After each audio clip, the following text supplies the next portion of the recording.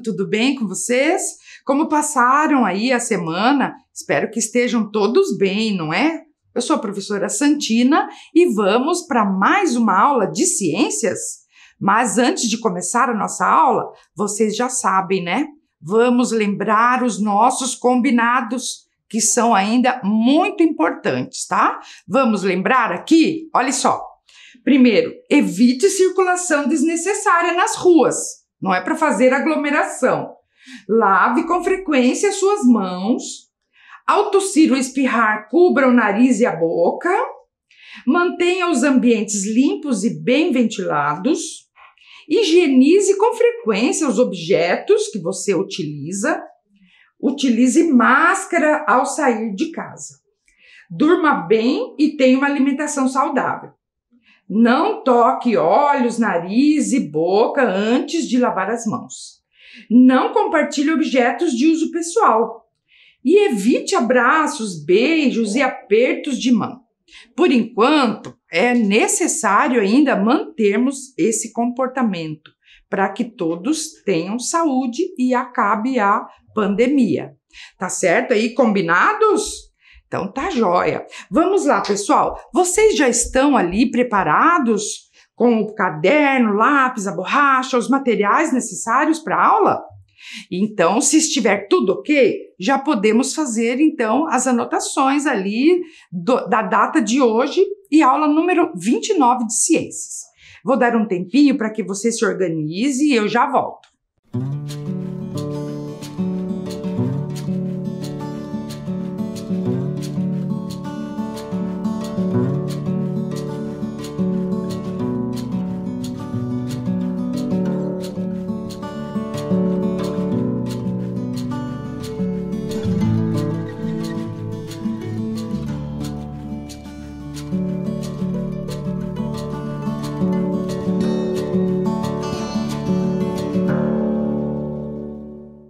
E aí, conseguiram fazer as anotações certinho? Já podemos iniciar a nossa aula?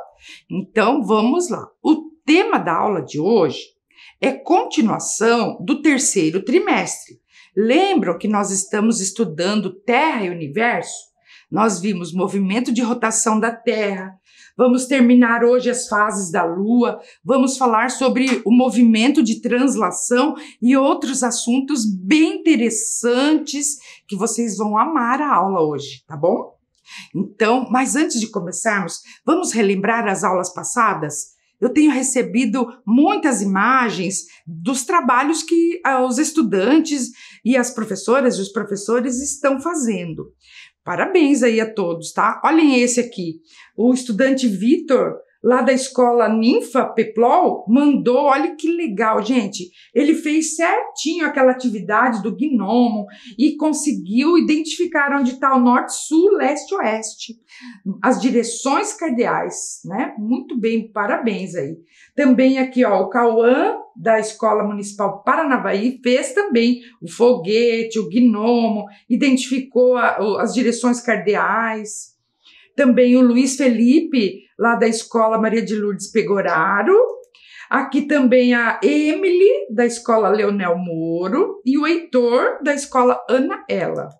Aqui também a estudante Gabriela, da Escola Otto Bracarense, mandou aqui a imagem do videozinho que ela fez mostrando o movimento de rotação da Terra. Olha que legal, não é, gente? Parabéns a todos que estão fazendo as suas atividades, né? É muito bacana isso, tá? Mas vocês estão lembrados, gente, da tarefa que eu passei a aula passada, que era de fazer uma entrevista com uma pessoa que trabalhe com construção civil, construção de casas e prédios, para falar sobre a importância da gente conhecer as direções cardeais norte, sul, leste, oeste, na hora de comprar ou na hora de construir a casa. Então, hoje eu trouxe aqui uma entrevista, né, uma fala de um arquiteto que ele contou para a gente mais ou menos sobre a importância, né, da gente conhecer essas direções. Olha aqui, ó, o nome dele é Bruno Perenha e ele vai falar um pouco aqui sobre o Sol e os projetos de arquitetura. Vamos assistir ao vídeo, então? Hoje a gente vai falar sobre um assunto vital na área de projeto, que é orientação solar. A minha intenção no vídeo de hoje é responder perguntas do tipo: quais fachadas recebem mais e menos sol? Quais cômodos devem ficar a norte, sul, leste ou oeste? Sou o Bruno do canal Iceberg Arquitetura e estamos aqui começando mais um vídeo no canal. E o arquiteto deve usar esse recurso que é o sol da melhor forma possível em seus projetos. Só quem vive sem o sol sabe o devido valor que ele tem na vida do ser humano. Sol realmente é vida, ok? Sol é vitamina D. Fora o fato dele ser um forte eliminador de bactérias dentro da casa. Quando o projeto está bem posicionado com relação ao sol, o conforto térmico do ambiente aumenta consideravelmente. Enfim, quando o sol trabalha bem dentro do projeto, todo o edifício é beneficiado, incluindo a estrutura, os móveis porque eles vão durar mais e também o edifício em si ele é valorizado em termos financeiros. Agora vamos direto ao ponto.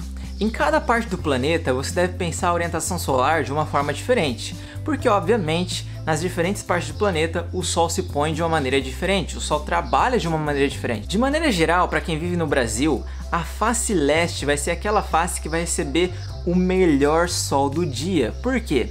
Porque é ali em que o sol nasce, ok? Então, para os especialistas de arquitetura, o sol da manhã é o melhor sol que você pode obter durante todo o dia. Então, a face leste, no que diz respeito à arquitetura, é a melhor face, pois ela recebe o sol da manhã. Na sequência, nós temos a face norte, que é aquela que vai receber a maior parte da insolação diária durante todo o dia. Já na face oeste a gente tem o sol da tarde, e aqui a gente tem um primeiro problema, porque esse sol é muito forte e pode ser muito prejudicial quando não é bem trabalhado. Por fim, a face sul também precisa de uma atenção especial, pois é aquela que menos recebe sol durante todo o dia. Ok, então sabendo disso, como o arquiteto deve pensar o projeto? É simples. Se o leste é o lugar pelo qual o sol é mais agradável durante o dia, é justamente nesse lugar em que os cômodos mais usados da casa devem ser posicionados, como quartos e escritórios. Seria um grande erro posicionar os quartos na fachada oeste, pois essa é a fachada que mais recebe insolação solar. Então durante o período da tarde, que é o período mais quente, as paredes vão esquentar e o quarto vai virar um forno à noite. O norte, apesar de receber insolação quase o dia todo, não recebe de uma maneira tão agressiva quanto o oeste. Então dá pra gente pensar no norte, talvez uma sala de estar, uma sala de jantar e até mesmo os quartos, dependendo da situação. Já no que diz respeito à face oeste, é aqui que a gente tem que tomar um cuidado especial, porque como eu já disse, é essa face que vai receber mais sol durante o dia, é essa face que vai receber o sol mais forte, aquele sol que pode ser prejudicial ao ser humano. Logo, é nessa face que a gente deve pensar os cômodos que são menos utilizados na casa, os cômodos que também são úmidos, como por exemplo, cozinha e banheiro. Fora o fato de que por esses cômodos eles serem mais úmidos, eles são mais frescos por si mesmos, não é? É muito clara a diferença de quando a gente entra no nosso quarto e de quando a gente vai para o banheiro. O banheiro ele é mais fresco por si mesmo. Então aqui a gente vai ter um equilíbrio ideal, porque na face oeste a gente vai receber mais insolação, as paredes vão ficar mais quentes, só que por outro lado, por esses cômodos eles serem úmidos, vai trazer um equilíbrio. Por isso que é ideal que se posicione os banheiros e a cozinha na face oeste. Por fim, a gente também precisa tomar um cuidado muito especial com a face sul, pois ela recebe muito pouco sol, o sol é quase nulo ali durante o ano todo. E quando a gente não tem sol, começam a aparecer algumas patologias como fungos, bactérias e mofos, e isso é muito desagradável. E aí, gostaram do vídeo? Vocês viram como é importante nós conhecermos as direções cardeais na hora da escolha de um imóvel, na hora de construir, né? Aonde colocar os quartos. Você observe ali a sua casa, se fica mais na face leste, ou na face norte, ou na face oeste. Dê uma verificada ali na sua casa e vê se ela é bem ensolarada. Viram como é importante o sol na nossa vida? Muito bem, não é? E, gente, vocês lembram também que na aula passada nós começamos a falar sobre a Lua. Lembram disso? Olha lá, ó, que a Lua é o nosso satélite natural. Lembram lá da pergunta, né, da Melissa, que ela perguntou qual era a diferença entre satélite natural e artificial, então nós começamos a estudar o nosso satélite natural, que é a Lua. E a Lua, ela não tem luz própria, lembram disso? Ela é um astro iluminado. O que significa isso? Que quando nós vemos a Lua, na verdade, nós estamos observando a luz do Sol, que é refletida por meio da superfície da Lua. Vocês entenderam isso? Muito bem. Vocês estão lembrados também desta tarefa aqui que eu pedi para vocês fazerem? Observar a Lua ali nos diferentes dias da semana para ver as fases da Lua? Eu fiz algumas observações aqui, olha lá, ó. No dia 1º eu fiz uma observação, a Lua estava bem cheia. Daí no dia 2 ainda ela estava no período de cheia. Dia 3, no dia 4... Vocês perceberam que ela começou a diminuir? Olha só, eu fiz aqui também no dia 7, olha só como ela estava, bem já quase na metade, não é?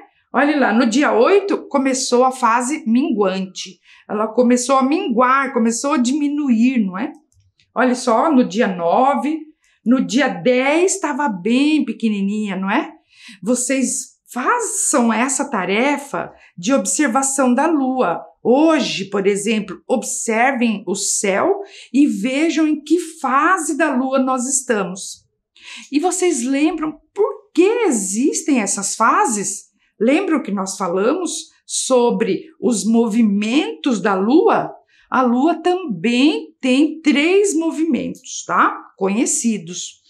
O movimento de rotação, que é em torno do seu próprio eixo, o movimento de revolução, que ela faz em torno da Terra, e o de translação, que ela faz em torno do Sol junto com a Terra, tá? Lembram dessa imagem aqui que eu mostrei para vocês? Ó, nessa imagem, vocês estão vendo 2 movimentos da Lua. 2, professora? É 2. A Lua está fazendo o movimento de rotação dela, em torno dela mesmo, e também ela está girando ao redor da Terra, que é o movimento de revolução. Então, aqui nós vemos 2 movimentos. E é devido a esses 2 movimentos que nós temos as fases da Lua, ou o ciclo lunar.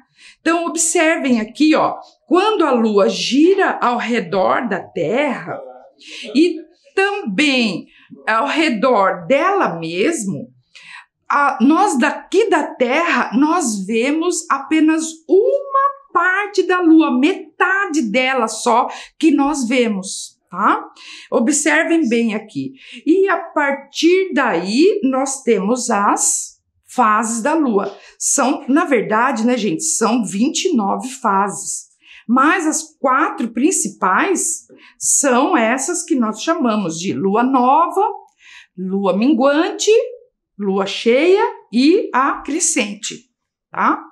Vamos então ver aqui um pouquinho de cada uma delas. Olha lá, ó. Então a Lua Nova é quando a face da Lua iluminada pelo Sol não é visível da Terra, tá? Ela só a face iluminada dela está virado de costas para nós. Já na quarto crescente, nós começamos a ver uma parte iluminada. E daqui do hemisfério sul, nós vemos ela numa forma de letra C.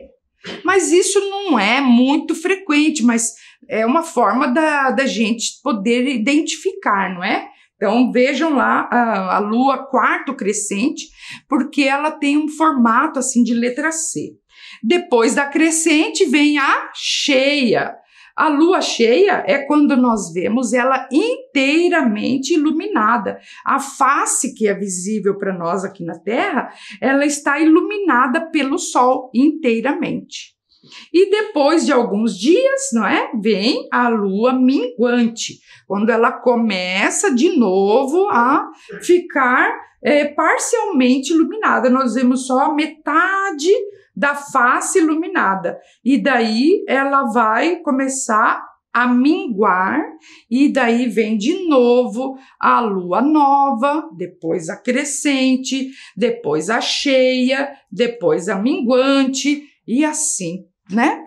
Todos os meses.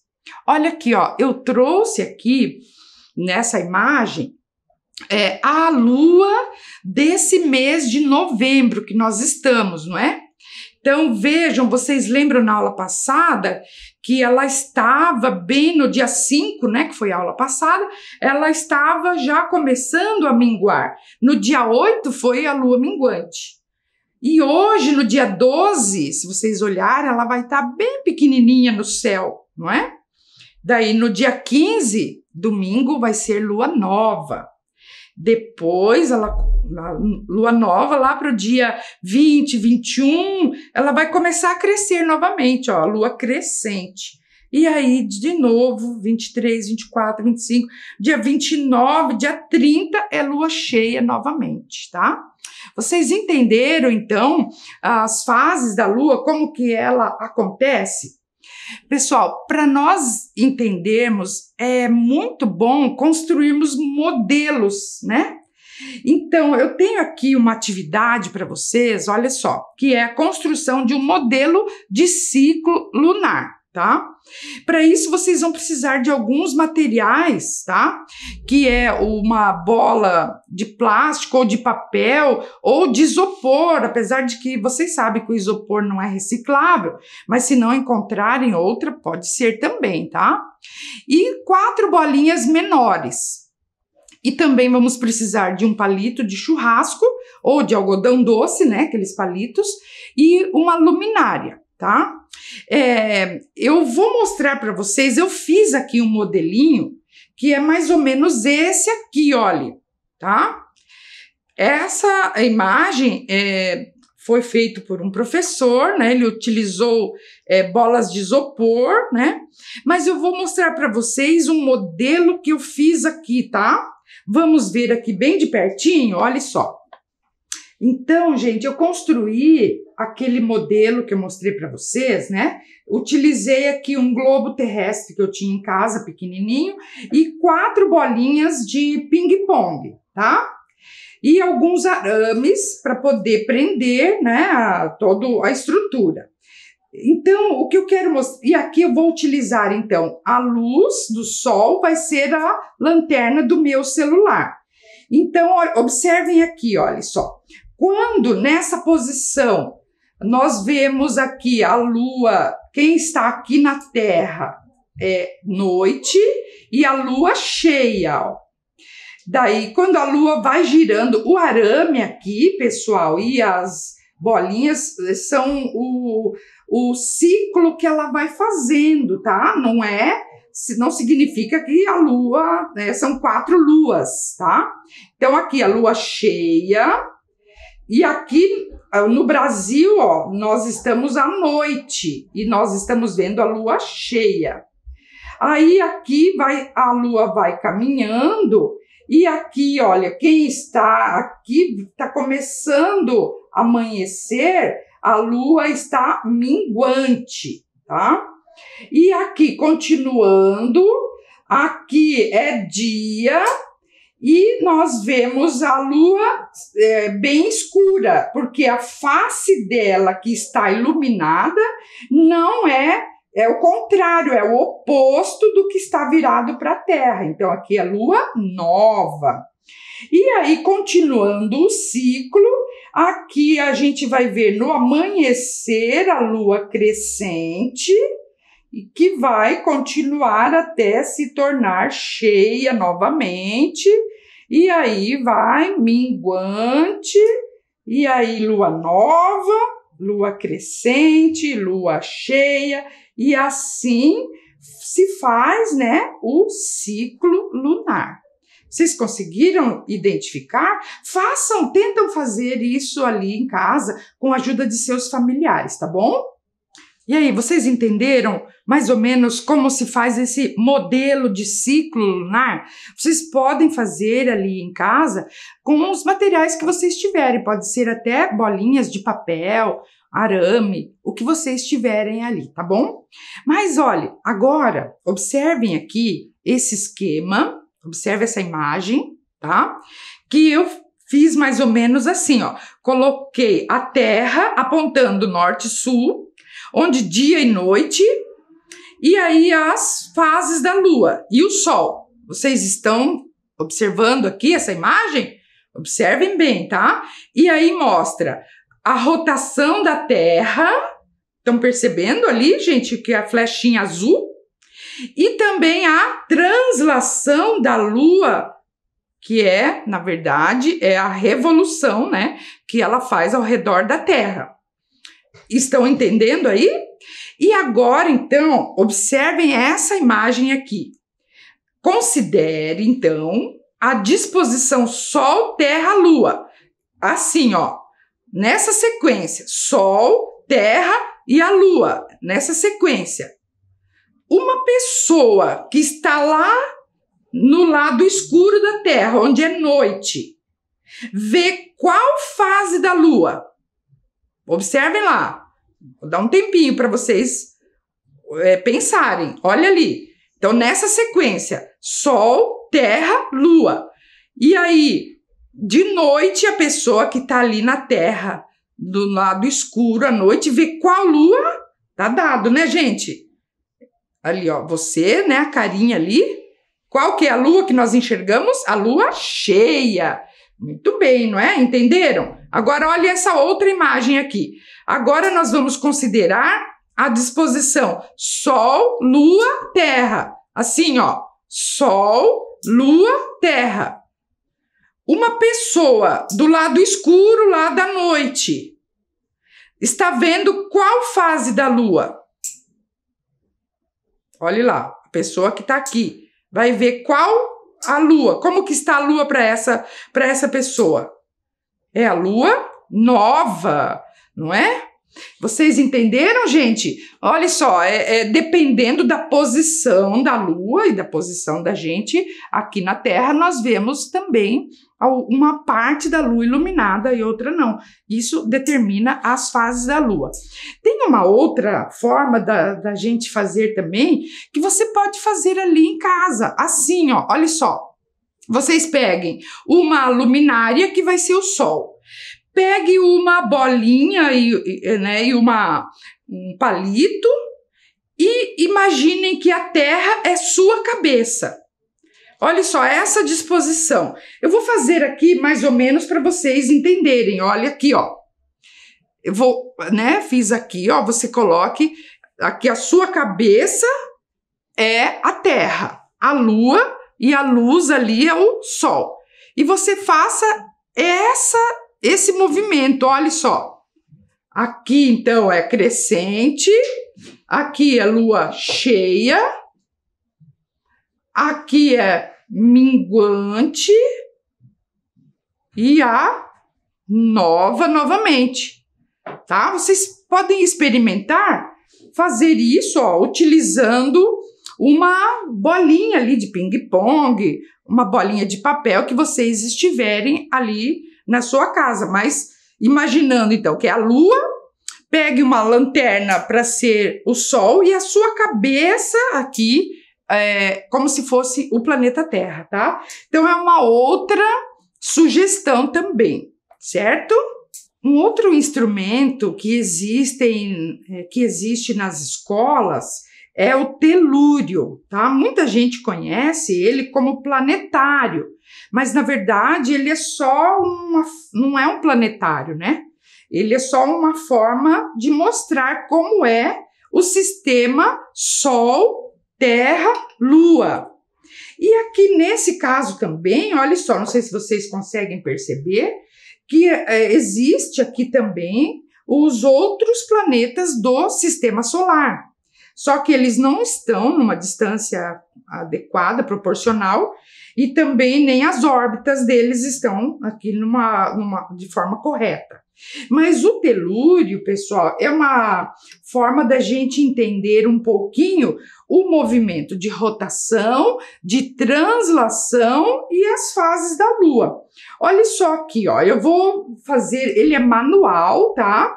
Ele só tem a lâmpada, né, que a gente pode ligar na tomada, e aí a gente vai fazendo o movimento assim, ó, manualmente.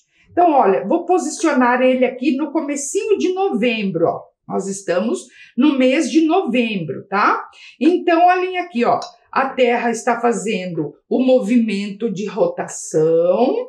A Lua aqui, olha, ela era cheia, agora ela está minguando, não é? E aqui vocês percebem que também vai fazendo o movimento de translação, que é o movimento que a Terra faz ao redor do Sol. Olha, vocês perceberam? Então, aqui vai ocorrendo os movimentos de rotação e translação da Terra.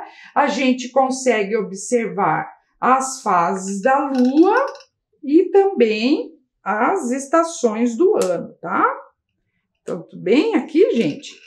Então, ó, é um outro instrumento que a gente pode utilizar para verificar aqui esses movimentos, tá bom?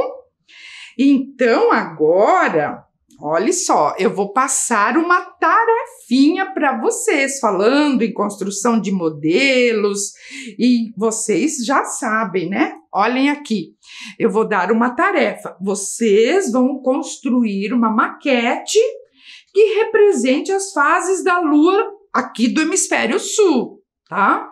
Então, olha aqui, tem alguns exemplos, né, que os alunos da professora aqui já fizeram.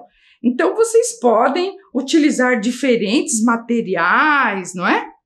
Usem a criatividade. Se quiserem também aproveitar e fazer o sistema Sol, Terra e Lua, vai ficar bem legal para a gente fechar esse conteúdo, hein? Então, eu vou aguardar ali as maquetes de vocês, tá bom? E aí, conseguiram copiar a tarefa? Então, quero ver essas maquetes do ciclo da Lua, hein? Bem bacanas. Pessoal, tem alguns lugares aqui em Curitiba que nós podemos visitar para conhecermos um pouquinho mais sobre astronomia, né? Então, olha aqui, temos o Parque da Ciência Newton Freire Maia. Vocês já ouviram falar? Ele fica aqui em Pinhais, 4 Barras. E eu, a professora Ana Carolina, a professora Lígia, nós fomos lá visitar para mostrar um pouquinho como que ele funciona, não é? E também para aprender um pouco mais sobre astronomia. Então, olha lá, quem nos atendeu foi o professor Anísio, que é diretor lá do Parque da Ciência Newton Freire Maia. Lá tem muitas coisas bacanas para a gente aprender. E ele deu uma aula para a gente sobre as fases da Lua que nós gravamos e eu vou mostrar para vocês. Vamos assistir ao vídeo do professor Anísio. Então, gente, temos um objeto que gira ao redor da Terra, né, um corpo que gira ao redor da Terra, que é a nossa Lua, tá? Então aqui vocês podem perceber, né, a Lua ela também tem um movimento de rotação, também tem um movimento de translação, mas ao invés dela girar ao redor do Sol, ela gira ao redor da Terra. E em determinadas posições, a gente vai ter as chamadas fases da Lua, tá? Guardem o seguinte, sempre tem metade da Lua iluminada. O que muda é a metade que é visível para nós. Qual porção da Lua que se torna visível para nós, tá? Então a gente tem as fases, né? Nova, crescente, cheia e minguante, e isso dura aproximadamente, né? Esse ciclo dura aproximadamente 28 dias. Tá? Ao longo de 28 dias, a gente tem a Lua aparecendo nessas 4 fases principais, digamos assim. Então, gente, vejam o seguinte agora, mais fácil de ver. O que está acontecendo? A órbita da Lua, ela é inclinada também em relação à Terra, tá? Então, por exemplo, o que vai acontecer nessa situação? Quem está de noite está vendo a Lua completamente iluminada. Então vejam, quem vê a Lua, as pessoas que estão desse lado da Terra não conseguem ver a Lua, porque aqui está de dia, e aqui quem está de noite está vendo uma Lua completamente iluminada, uma Lua cheia, né? Se a gente olhar aqui, a gente vê todo o disco lunar iluminado. Então essa é a fase cheia. Vou parar de novo lá, por favor. Passando alguns dias, a Lua vai se movimentando ao redor da Terra. Certo, para de novo. E nessa fase, olha só o que vai acontecer. A Terra está girando nesse sentido. Então significa que as pessoas que estão vindo aqui, elas estão entrando à noite. Então aqui é o finalzinho da tarde. Quem está no lado oposto é o finalzinho da madrugada, o início da manhã. Então você vai ver a Lua agora no início da manhã, 6 horas da manhã, 7 horas da manhã, metade escura e metade iluminada. Notem que a metade iluminada sempre é na direção do Sol. Nesse caso aqui, nós teremos uma Lua minguante, que é a Lua que você vai ver de manhãzinha. Então você vai acordar, vai ver a Lua. Essa Lua é a Lua minguante. Pode soltar. Caminhando um pouco mais. O que nós vamos ter agora? Ó? A Lua, ela não vai ser vista porque a parte iluminada da Lua são as costas da Lua em relação a gente. Então nós que estamos aqui, a gente não consegue perceber a Lua. Primeiro, porque é de dia, é na direção do Sol, a gente não consegue perceber. E segundo lugar, porque são as costas da Lua que estão iluminadas e a parte voltada para a gente está escura. Então a gente não percebe a Lua e nessa fase a gente tem a nova. E aqui a gente vai ter a crescente, onde nós vamos ter uma situação semelhante à minguante. Nós vamos ter metade da Lua iluminada, a outra metade escura. Porém, a gente vai ver a Lua crescente sempre no finalzinho da tarde e início da noite. E aí, gostaram da forma como ele explicou? E vocês viram também como ele tem lá uma maquete super legal, né, motorizada e fácil da gente entender as fases da Lua, não é?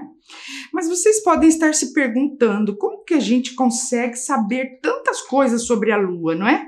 Como que podemos estudar a Lua? Você sabe quem foi a primeira pessoa a observar e a estudar e fazer registros sobre a Lua? Você sabe quem foi? E como que essa pessoa fez isso? E qual instrumento ela usou, essa pessoa, né? Então eu vou dar aqui algumas dicas sobre essa pessoa. Vamos ver se você vai descobrir quem é ela. Primeiro, ele nasceu em Pisa, na Itália, em 1564, há muito tempo atrás. Ele foi cientista, físico, astrônomo, escritor, e as suas descobertas culminaram em uma grande revolução científica. E ele ficou conhecido como o pai da ciência moderna. E ele escreveu um livro de 24 páginas que ficou chamado, traduzindo, né, como A Mensagem das Estrelas. E por isso, até hoje, ele é conhecido como o Mensageiro das Estrelas. E ele morreu em 1642, quase cego, não é? E ele usou, olha só, agora vocês sabem que é um homem, não é? Ele usou esse instrumento aqui, que ele ajudou a construir. E ele observou aqui também a Lua, olha os desenhos que ele fez da Lua, das fases da Lua. Você já adivinhou?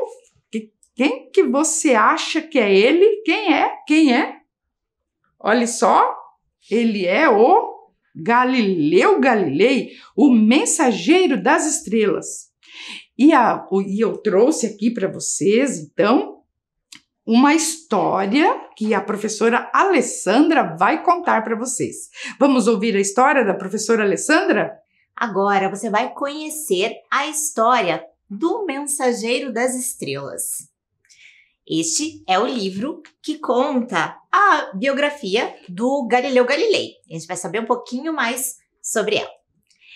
Por centenas de anos, durante muito tempo, as pessoas acreditavam que a Terra é que era o centro do universo e que o Sol e os demais planetas é que giravam em torno dela.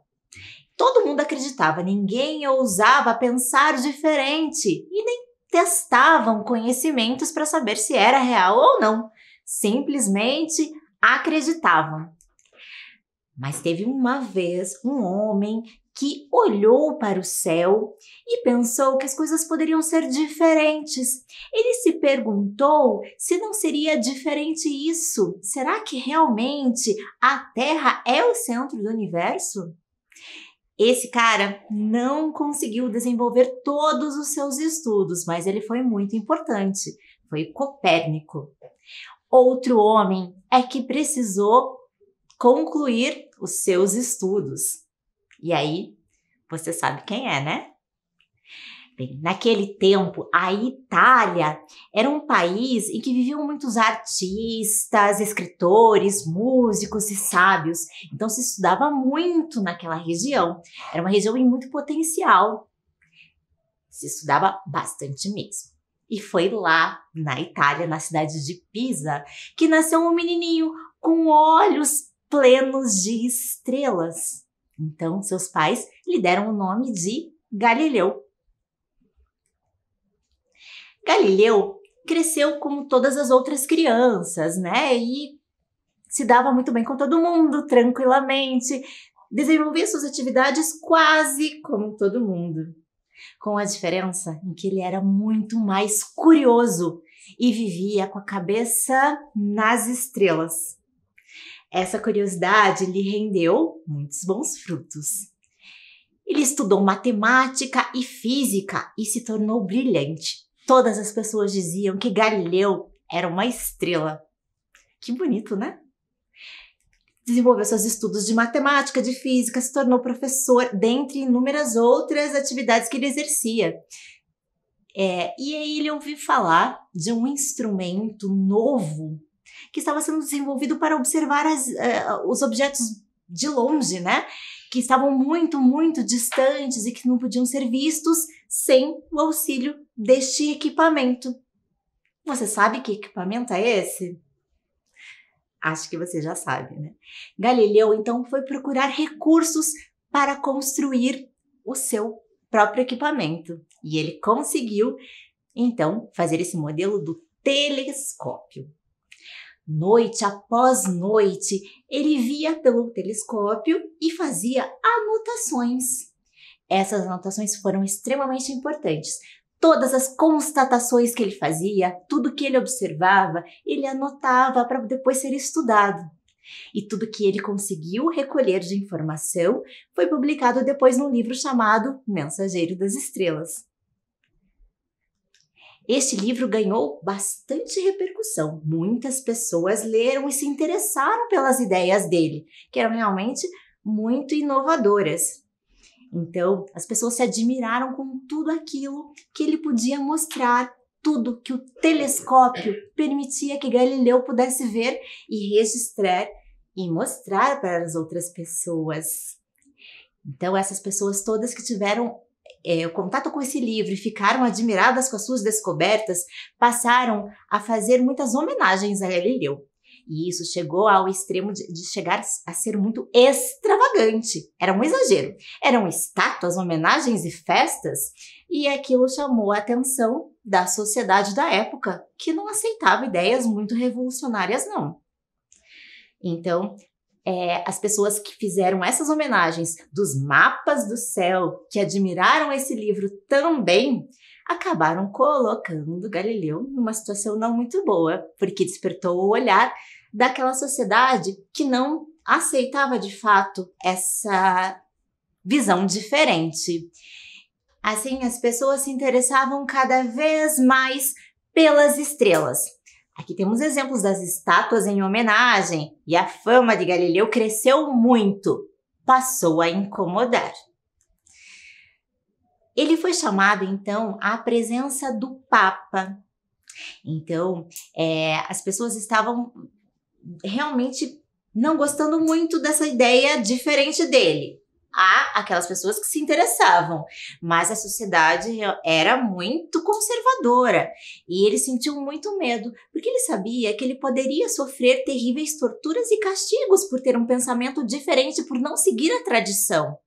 Então, ele achou melhor se calar naquele momento. E diante do tribunal que o condenou a ficar em casa durante o resto da sua vida, ele resolveu que não poderia mais ter aquele pensamento, ele não poderia mais espalhar aquele pensamento, né? Mas ao dizer que ele não poderia mais ter esse tipo de coisa, esse tipo de estudo dele, que era tão importante, todas as pessoas podiam perceber que nos olhos dele já não brilhavam mais as estrelas.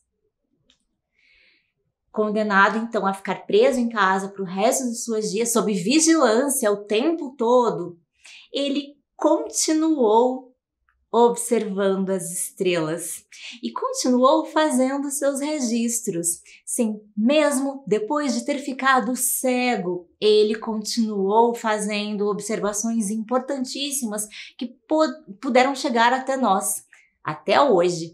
Então, os conhecimentos dele foram transmitidos ainda e suas ideias continuam vivas. E é muito importante a gente poder estudar até hoje. Mais de 300 anos depois, aquela mesma sociedade, o mesmo tipo de instituição da época que o condenou, reconheceu que ele estava certo. Eles admitiram que ele estava certo. E agora ele pode ter todo esse reconhecimento por esse importante trabalho que ele fez para todos nós. Vocês gostaram da história do Mensageiro das Estrelas? A história do Galileu Galilei, como é linda, não é? E é lindo esse livro. E vocês devem ter ficado muito curiosos aí, que a Alessandra falou, movimento geocêntrico, não é? Que era a forma como as pessoas acreditavam na época, não é? Vocês sabem o que é isso? Qual que é a diferença entre o movimento, aliás, a teoria heliocêntrica, o heliocentrismo? Então, não é? Isso tudo você pode pesquisar e na próxima aula nós vamos continuar aí, ó, trazendo mais essas informações, não é? E vocês viram que o Galileu sofreu muito na época dele porque as ideias dele eram revolucionárias, não é? E a sociedade da época, como a professora Alessandra falou, não aceitavam as suas ideias. E ele teve que se calar, teve que ficar, né, na sua casa ali, mas dizem, né, que ele, quando saiu do tribunal, que as pessoas, né, o julgaram e falaram para ele ficar quieto, ele saiu cabisbaixo, ele falou assim, mas que a terra gira, gira, né, essa é uma história bem legal, ele continuou acreditando nas suas ideias, não é? E também, vocês sabem qual que é a diferença entre luneta e telescópio? Que falam muito que o Galileu, ele construiu a primeira luneta, não é?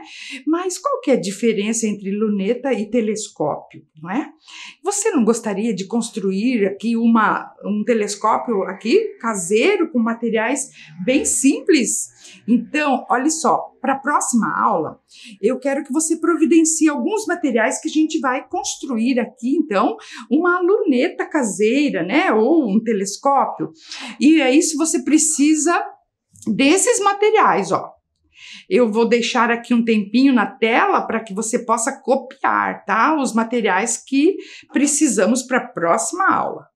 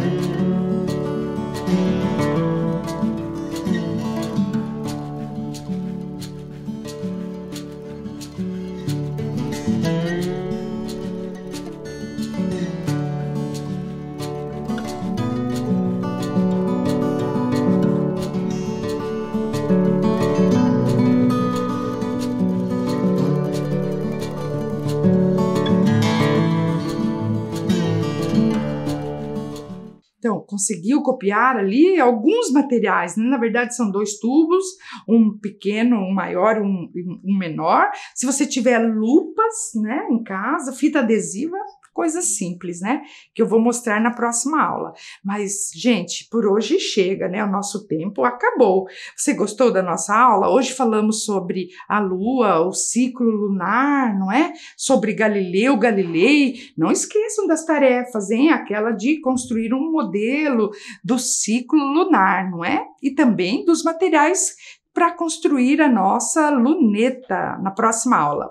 Tá certo? Então, por hoje é só. Fiquem bem e até a próxima aula, quando nós traremos mais ciências para você. Um abraço e até a próxima. Tchau, pessoal!